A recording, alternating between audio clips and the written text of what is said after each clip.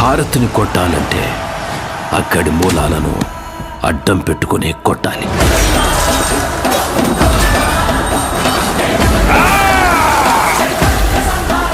Where there is a bad, parallel there is a God. Be brave.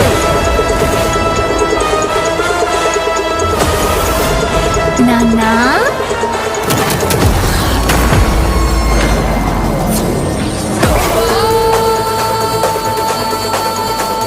కొండల్లో తొండలు పట్టుకుని తిని బ్రతికే మీరెక్కడా?